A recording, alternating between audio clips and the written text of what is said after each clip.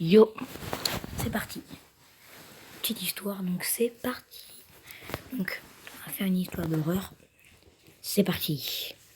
Donc, je sais plus, c'est quoi. C'est parti. Mon frère rentre à la maison aujourd'hui. Oh mon Dieu, tu es prêt? Je ne sais pas. Ça fait combien d'années maintenant? Il y a 10 ans qu'il a été renvoyé. Waouh, tu penses qu'il ressemble à toi? À quoi encore? À quoi maintenant? Aucune idée, la dernière fois que je l'ai vu, on était des enfants. C'est comme ça que je me souviens de lui. Tu es content de le voir? Non. Pourquoi? Je ne veux pas en parler. Andy, ça fait 2 ans qu'on est ensemble et que tu ne parles toujours pas d'Alex. C'est un sujet sensible. Je suis là pour toi, bébé. C'était un homme mauvais. Il te faisait du mal? Oui, tout le temps. Qu'est-ce qu'il faisait? Je ne sais pas. Andy. Ok, bien. Il faisait des choses comme essayer de m'étouffer au milieu de la nuit. Je me rappelle rêver que je ne pouvais pas respirer et quand j'ouvrais les yeux, c'était l'obscurité. Mon Dieu! Je griffais, donnais des coups, hurlais et le coussin finissait par se décoller de mon visage. Il était assis au bout de mon lit et me regardait. Angie, je suis tellement désolée. C'est pas grave, je suis presque sûre que je suis le fils préféré. Il était sûrement juste jaloux. Andy, c'est sérieux? C'est pour ça que tes parents l'ont mis dehors? Non, je ne leur ai jamais parlé de ça. Pourquoi? Il faut qu'ils sachent. Ta vie est peut-être en danger. Non, je ne peux pas leur faire ça, ils sont tellement hors de portée depuis qu'Alex a été mis dehors. Cela les rendrait fous. Je suis plus vieux maintenant, je ne peux me défendre. Que veux-tu dire? Ils l'ont mis dehors, clairement, ils savent que c'est un malade mental. Ils ne l'ont pas mis dehors, le tribunal l'a fait. Mes parents ont toujours cru que c'était un accident. Quoi? L'incident? Explique. Mia, je ne veux pas en parler. Il faut que tu me dises si jamais il t'arrive quelque chose maintenant qu'il est revenu. D'accord. Il y a 10 ans, j'étais dans ma chambre à jouer avec des Lego ou autres. J'avais 8 ans et Alex 10. J'ai entendu bruit, des coups dans le salon. Puis j'ai entendu un bruit fou, des cris. J'ai couru et j'ai trouvé ma mère avec un couteau dans le ventre. Alex était à côté du sang, plein de les mains, et sur son visage il y avait le regard dans le vide, sans émotion. Un regard vide et serein à glacer le sang. Quoi? Oui. Elle m'a regardé et m'a hurlé d'appeler le 911 et je l'ai fait.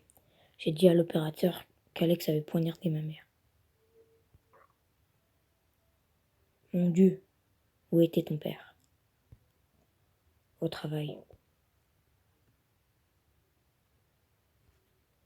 Ma mère était furieuse que j'ai dit ça à l'opérateur. Elle n'a pas arrêté de dire à la police que c'était un accident. C'est pas possible que ça ait été un accident. Je ne sais. Ma mère ne m'a jamais dit ce qu'il s'était passé. Merde, Andy, ce n'est pas bien. Je pense que tu as besoin de parler à tes parents. C'est impossible de leur parler. C'est vraiment impossible.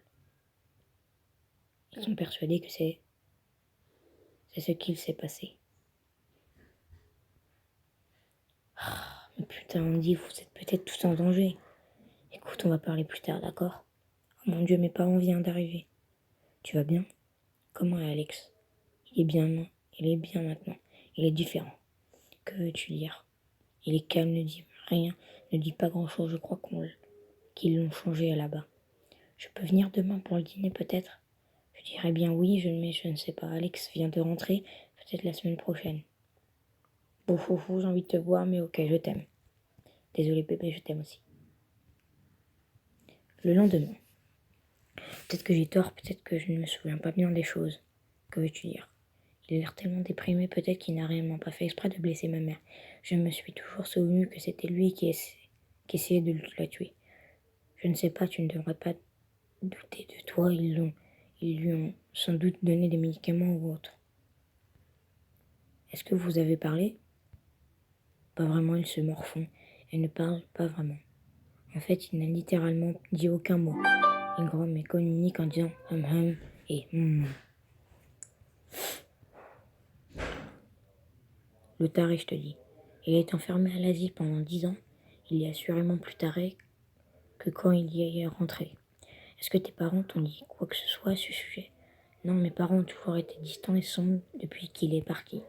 Je me rappelle que mon père et ma mère étaient des parents tellement aimants, mais plus jamais depuis que tu sais que tu les as rencontrés, ils sont comme des robots déprimés. Oui, vous devez, vous devez vous réunir et discuter de ça. Ce n'est pas une situation normale, tu vois ce que je veux dire? Je sais, mais c'est comme ça qu'on est à la maison, je suppose. Ok bébé, je dois aller me coucher. S'il te plaît, ne te fais pas assassiner. Mais non, je t'aime. Je t'aime aussi. Le lendemain. Andy. Andy. Il appelle Andy. Andy. Je regardais les nouvelles avec ma mère et il disait que ta mère et ton père avaient été brutalement assassinés. Tu vas bien? C'était Alex, n'est-ce pas? Alex et toi avez disparu, vos corps ne sont pas dans la maison. Andy, j'ai besoin que tu me répondes maintenant. Que se passe-t-il?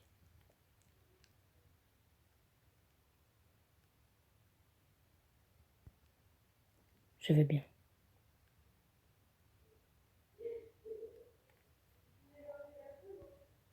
Putain, Andy, que se passe-t-il, putain? Pourquoi les infos disent que tes parents t'ont assassiné? Parce que c'est vrai. Oui, je conduis. Arrête de me donner des réponses qu'un seul mot. J'ai besoin que tu me dises ce qui se passe. Tu conduis où? Tu dois appeler la police tout de suite. Nous nous rendons au commissariat. Nous, comme toi et Alex. Nous, mais quoi? Oui, moi et Alex. Tu peux m'expliquer, s'il te plaît? Je le ferai dès que je fais rentrer Alex au commissariat. 20 minutes plus tard. J'ai eu tort. J'ai eu tort tout ce temps. Parle-moi, s'il te plaît, tu es en sécurité? Oui, nous sommes au commissariat. Alex, qui fait l'interrogation, je vais devoir y aller bientôt.